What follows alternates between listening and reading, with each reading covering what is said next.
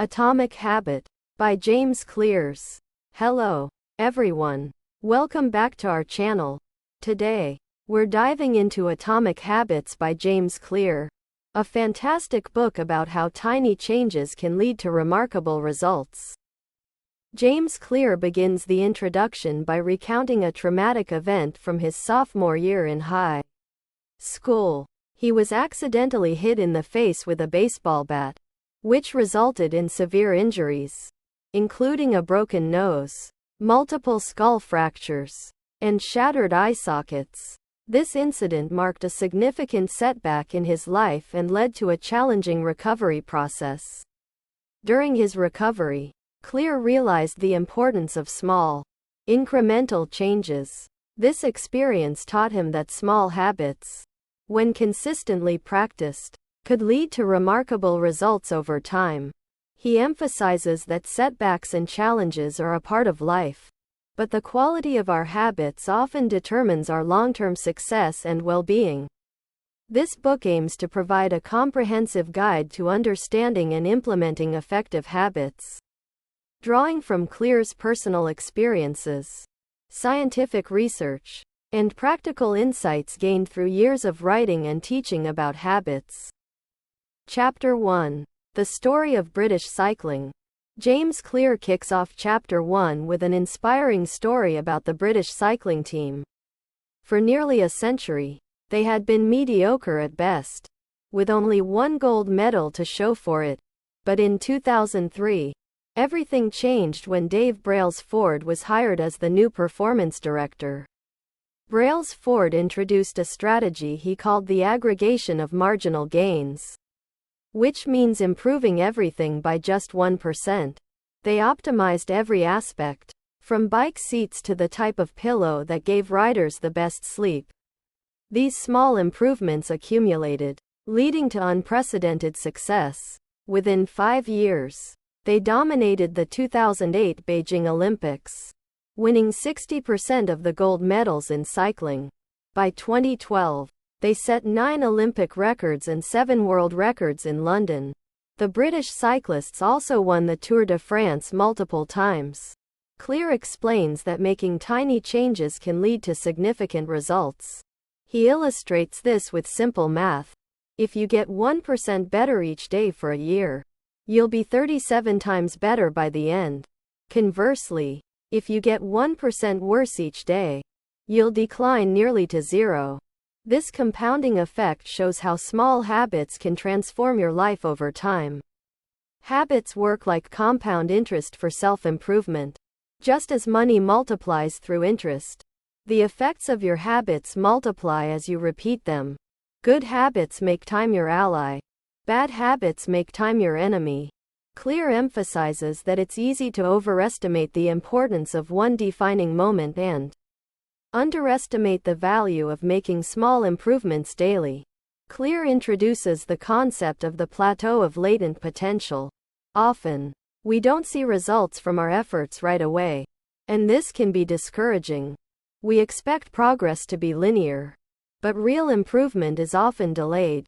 The valley of disappointment is the period where you work hard but see no tangible results. However, if you persist, you'll eventually break through and see exponential growth. Chapter 2. How your habits shape your identity, and vice versa. In Chapter 2, James Clear discusses why it's so challenging to change our habits and introduces a fundamental shift in how we should approach habit formation.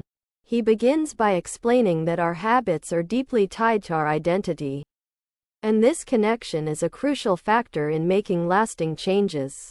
Clear introduces the concept of 3 layers of behavior change: outcomes, processes, and identity. Most people focus on outcomes, such as losing weight or writing a book. The next layer is about changing processes, like adopting a new workout routine or setting a daily writing schedule. However, the deepest layer is changing your identity, which involves changing your beliefs, self-image, and worldview.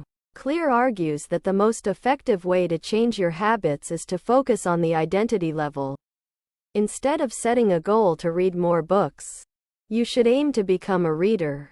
Instead of setting a goal to run a marathon, focus on becoming a runner. When your habits are aligned with your identity, they become a natural part of who you are, and this alignment makes them easier to maintain. Clear uses powerful examples to illustrate this point. For instance, he describes how someone trying to quit smoking can reinforce their commitment by seeing themselves as a non-smoker. Every time they resist the urge to smoke, they are reinforcing this new identity. He also explains that your current habits are a reflection of your current identity. If you want to change your habits, you need to change the underlying beliefs that drive them. This involves 2 steps: deciding the type of person you want to be and proving it to yourself with small wins. Every action you take is a vote for the type of person you want to become. Small habits, repeated consistently, will help you build evidence of your new identity. Clear emphasizes that identity change is not about achieving perfection but about continuous improvement. Even small shifts in how you see yourself can lead to significant changes in your behavior. The goal is to focus on becoming the best version of yourself, one small habit at a time. Chapter 3: How to Build Better Habits in 4 Simple Steps. Clear introduces the concept of the habit loop, which consists of a cue, craving, response, and reward. This loop is the foundation of every habit, and understanding it is crucial for making lasting changes. The first step in building better habits is to make them obvious. Clear emphasizes the importance of cues, which are the triggers that initiate our habits. By making cues more visible and noticeable, we can increase the likelihood of engaging in positive behaviors. He suggests techniques such as implementation intentions and habit stacking. Implementation intentions involve specifying the when and where of a habit, making it more likely to happen. Habit stacking involves linking a new habit to an existing one, creating a chain of behaviors that reinforce each other. The second step is to make habits attractive. Clear explains that cravings are the motivational force behind every habit. To make a habit more attractive, you can pair it with something you already enjoy or find rewarding. This concept is known as temptation bundling. Additionally, Clear discusses the importance of social influences. Surrounding yourself with people who exhibit the behaviors you want to adopt can make those habits more appealing. The third step is to make habits easy. Clear argues that the more friction there is associated with a behavior, the less likely we are to do it. To build better habits, we need to reduce the barriers to action. This can be achieved by optimizing our environment, simplifying the process, and breaking habits down into smaller, manageable steps. Clear introduces the 2-minute rule, which suggests starting with a habit that takes only 2 minutes to complete. This makes it easier to begin and gradually build momentum. The fourth and final step is to make habits satisfying. Clear explains that rewards reinforce our behaviors and make them more likely to be repeated. To make a habit satisfying, you can use immediate rewards that provide positive reinforcement. Tracking your progress and celebrating small wins can also create a sense of accomplishment and motivate you to continue. Chapter 4: The Man Who Didn't Look Right. This chapter delves into the first law of behavior change: make it obvious. Clear begins with an intriguing story about a woman who sensed something was wrong with her father. Despite there being no visible signs of illness, her intuition, built on years of subtle observations, was validated when doctors discovered he had a serious medical condition. This story underscores how cues in our environment can influence our behavior, even if we're not consciously aware of them. Clear explains that habits are initiated by cues, which are the triggers that prompt us to start a behavior. To change our habits, we need to become aware of these cues. He introduces the concept of pointing and calling. a safety system used in Japanese railways to reduce errors. This method involves pointing at important indicators and calling out their status, which forces attention and awareness. Similarly, by identifying and acknowledging the cues in our own lives, we can make our habits more intentional.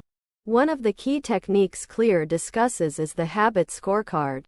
This exercise involves writing down your daily habits and scoring them as positive, negative, or neutral. By doing this, you can gain a clear understanding of your current behaviors and their associated cues. The habit scorecard helps to highlight which habits need to be changed and which ones can be built upon. Clear also talks about the importance of designing your environment to make the cues for good habits more obvious. For example, if you want to read more, place a book on your pillow so that you see it before going to bed. If you want to eat healthier, place fruits and vegetables at eye level in your refrigerator. By altering your environment, you can create more obvious cues for the habits you want to develop. The chapter further explores the concept of implementation intentions, which are specific plans that outline when and where you will perform a new habit. The format is straightforward. I will behavior at time and location. Implementation intentions leverage the power of specific cues to trigger desired behaviors. Finally, Clear introduces the idea of habit stacking, which involves linking a new habit to an existing one. The formula for habit stacking is after the current habit, I will the new habit. This method takes advantage of the strong neural connections already established by your existing habits, making it easier to build new ones. Chapter 5: The best way to start a new habit. Clear introduces the 2-minute rule, which suggests that when you start a new habit, it should take less than 2 minutes to do. This rule helps overcome the inertia of starting a new behavior by making it simple and manageable. For example, instead of committing to a 30-minute run, you start by putting on your running shoes and stepping outside. The idea is to scale down your habit to a very simple action that takes no more than 2 minutes. Clear explains that once you've mastered the first 2 minutes of the desired behavior, you can gradually scale it up. The 2-minute rule is effective because it overcomes the barrier to starting, which is often the hardest part of forming a new habit. By making the initial action easy, you build momentum and increase the likelihood of continuing the habit. He also discusses the concept of gateway habits, which are small, initial steps that naturally lead to more complex behaviors. For instance, putting on your workout clothes can lead to exercising, and writing one sentence can lead to completing a paragraph or even a chapter. Clear stresses the importance of focusing on consistency rather than perfection. It's better to do something small consistently than to try to achieve something big and fail to stick with it. Consistency builds the foundation for more significant habits and long-term change. Chapter 6: Motivation is overrated. Environment often matters more. Clear explains that our environment influences our behavior by providing cues that trigger habits. Therefore, by designing our environment to make good habits more obvious and easier to perform, we can improve our chances of sticking to those habits. This principle is known as environment design. He uses various examples to illustrate how small changes in our environment can lead to significant changes in behavior. For instance, if you want to eat healthier, you should place healthy foods in visible and easily accessible places while keeping unhealthy foods out of sight. Similarly, if you want to read more, keeping a book on your pillow or next to your favorite chair can serve as a visual cue to remind you to read. Clear introduces the concept of resetting the room, which involves organizing spaces to promote the behaviors you want to perform in them. For example, after finishing a task in a particular room, you reset the space to its original state so that it's ready for the next time you need to use it. This practice helps reduce friction for good habits and increases the likelihood of repeating them. He also discusses the role of social environment, emphasizing that the people we surround ourselves with significantly influence our behavior. Being part of a group where the desired behavior is the norm makes it easier to adopt and maintain that behavior. For example, if your friends or colleagues are physically active, you are more likely to be active as well. If you are enjoying this audiobook, don't forget to give it a thumbs up and subscribe to our channel for more great content. Let us know in the comments which book summary you'd like to hear next. Chapter 7: The Secret to Self-Control. Clear begins by addressing the common belief that self-control is the primary factor in building good habits and avoiding bad ones. However, he argues that relying solely on self-control is not a sustainable strategy for long-term behavior change.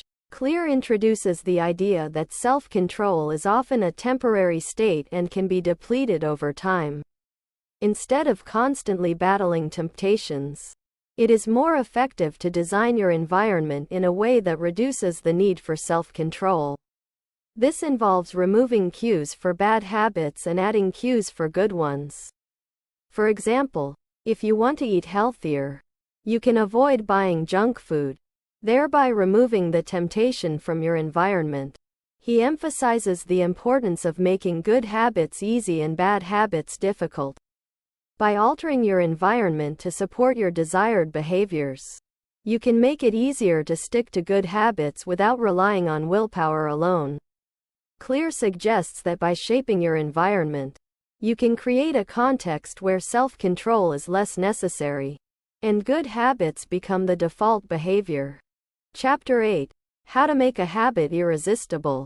James Clear explores the strategies for making habits more attractive, which is a crucial step in building and maintaining them. He explains that the more attractive a habit is, the more likely it is to become ingrained in your routine. Clear introduces the concept of temptation bundling, which involves pairing an action you want to do with an action you need to do. For example, you might only allow yourself to watch your favorite TV show while exercising.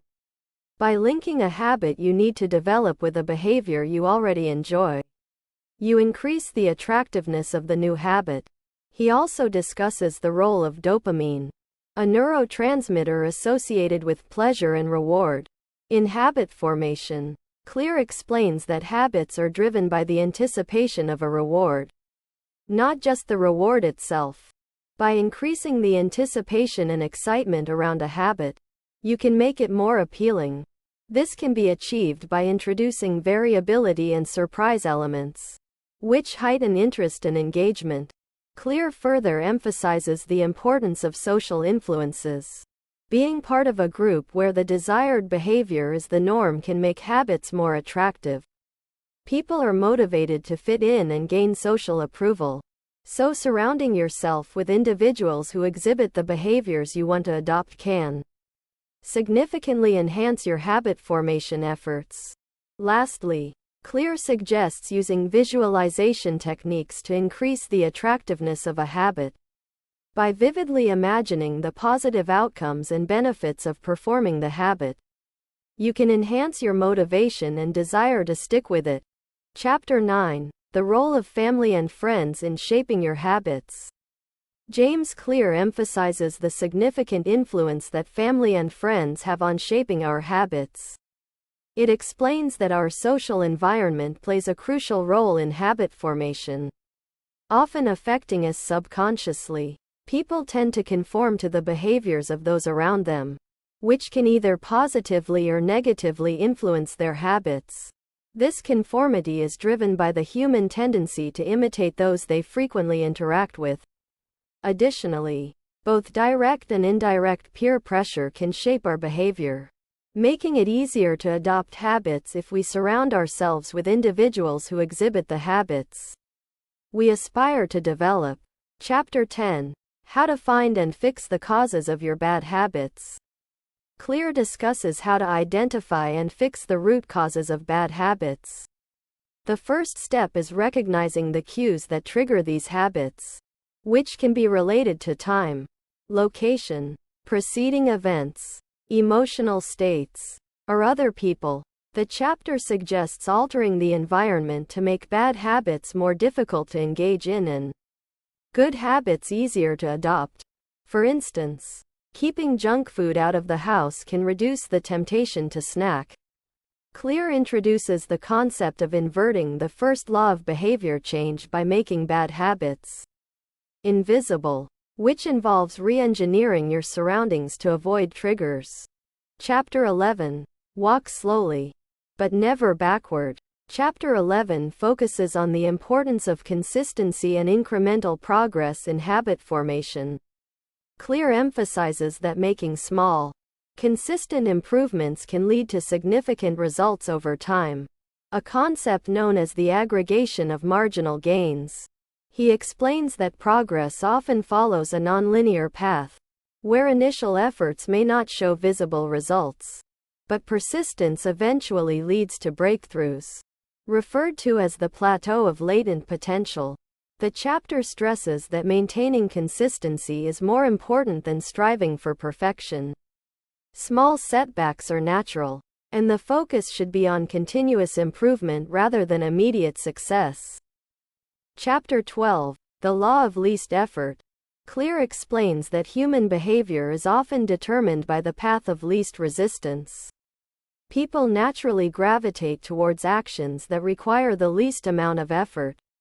Clear discusses the importance of designing an environment that makes good habits easier to accomplish and bad habits harder to perform.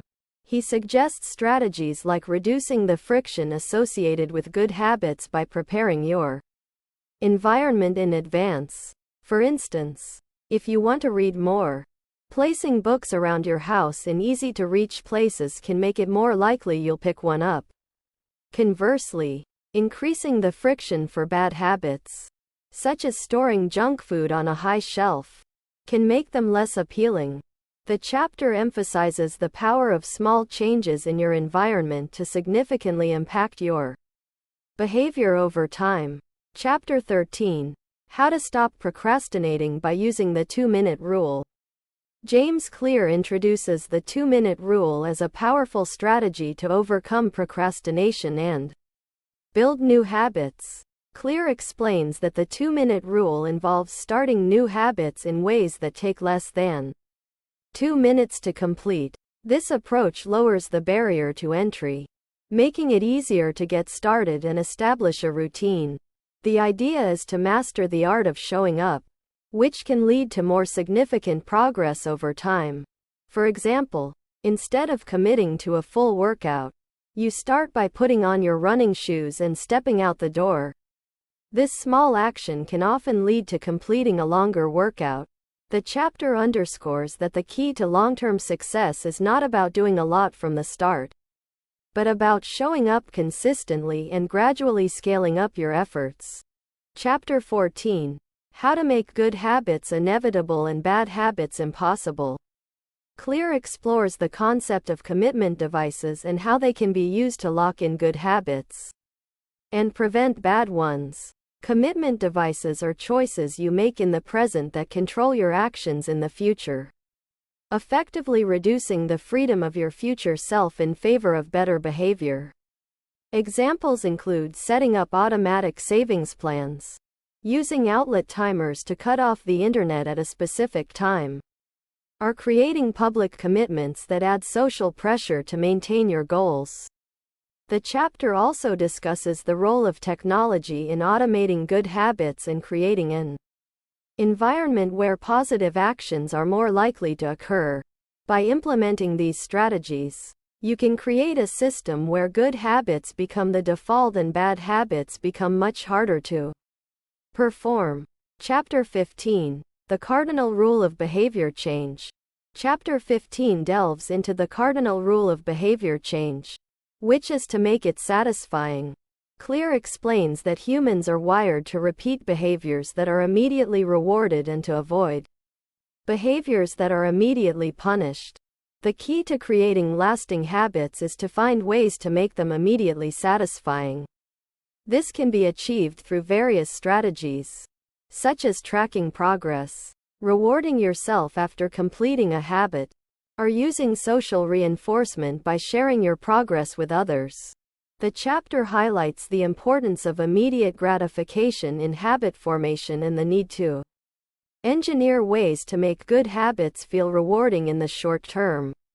By making habits satisfying, you increase the likelihood that they will be repeated and eventually become automatic. If you are enjoying this audiobook, don't forget to give it a thumbs up and subscribe to our channel for more great content.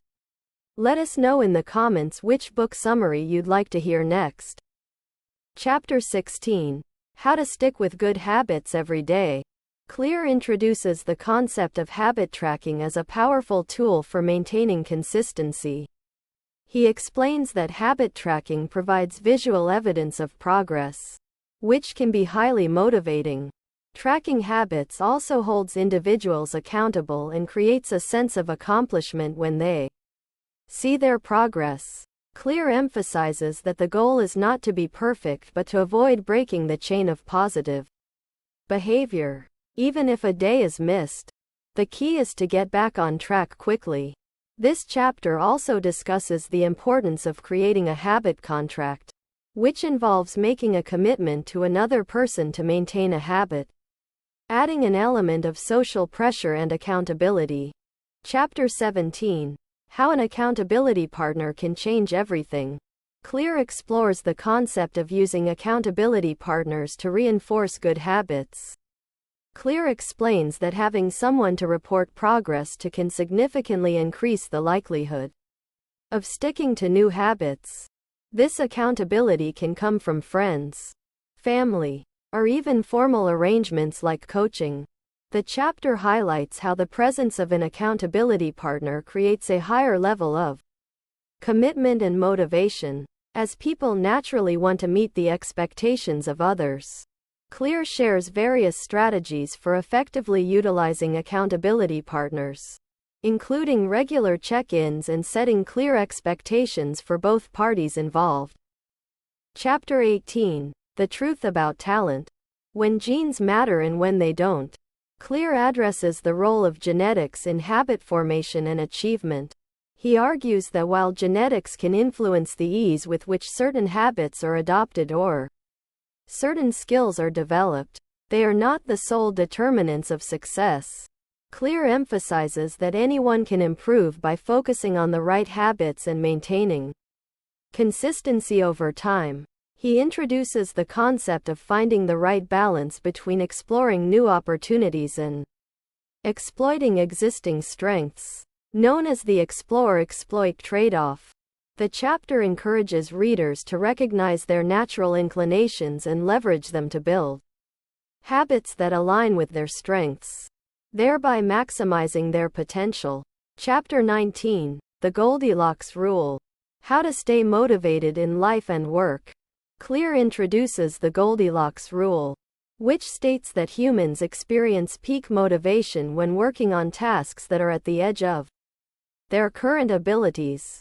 Clear explains that tasks that are too easy or too difficult tend to lead to boredom or demotivation, respectively. The ideal state, according to the Goldilocks Rule, is when a task is just challenging enough to keep individuals engaged and motivated.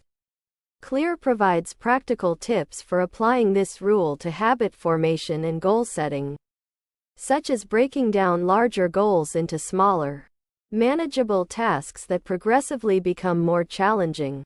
This approach ensures that individuals remain motivated and continue to make progress. Chapter 20. The Downside of Creating Good Habits. Clear discusses the potential downsides of habits, specifically how they can lead to automaticity and reduce sensitivity to feedback. When behaviors become automatic, individuals may become complacent and less likely to adapt or improve their actions. Clear emphasizes the importance of maintaining awareness and periodically reviewing and refining habits to ensure they continue to serve their intended purpose.